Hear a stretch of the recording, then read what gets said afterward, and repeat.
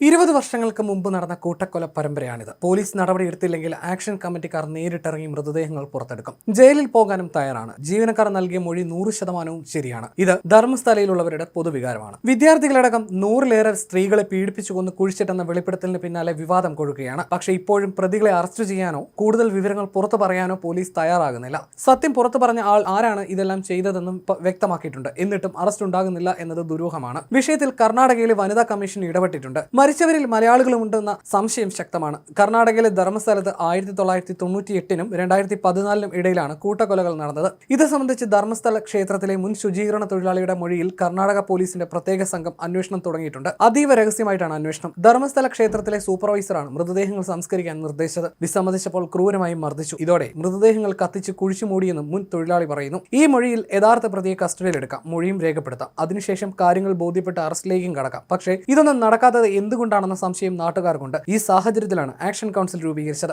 ധർമ്മസ്ഥലയിലും പ്രദേശങ്ങളിലും പീഡനത്തിനിരയായ സ്കൂൾ വിദ്യാർത്ഥിനികളുടെയും സ്ത്രീകളുടെയും മൃതദേഹങ്ങളാണ് കുഴിച്ചിട്ടത്. എന്നാൽ മൊഴി നൽകിയ ആളുടെ പേര് പോലീസ് വെളിപ്പെടുത്തിയിട്ടില്ല. മൃതദേഹങ്ങൾ കുഴിച്ചു മൂടിയതിന്റെ ഫോട്ടോകളും തെളിവുകളും അദ്ദേഹം പോലീസിന് നൽകി. ഇയാൾക്കും കുടുംബത്തിനും പോലീസ് സംരക്ഷണം ഏർപ്പെടുത്തി. 2014-ൽ ജോലി ഉപേക്ഷിച്ച ഇയാൾ കുടുംബത്തോടൊപ്പം ധർമ്മസ്ഥലയിൽ നിന്ന് പോയിരുന്നു. പശ്ചാത്താപവും ഇരകൾക്ക് നീതി ലഭിക്കണമെന്ന ആഗ്രഹവുമാണ് ഇക്കാര്യം തുറന്നു പറയാൻ കാരണമായതെന്ന് അദ്ദേഹം പോലീസിനോട് പറഞ്ഞു. ധർമ്മസ്ഥല ക്ഷേത്ര ജീവനക്കാരിയും ഇത് സംബന്ധിച്ച് മൊഴി നൽകി. ധർമ്മസ്ഥലയിലെ പരിശോധനയിൽ തലയോട്ടികളും മറ്റ് അവശിഷ്ടങ്ങളും കണ്ടെത്തി. ഇവ ബെൽത്തങ്ങാടി കോടതിയിൽ ഹാജരാക്കി.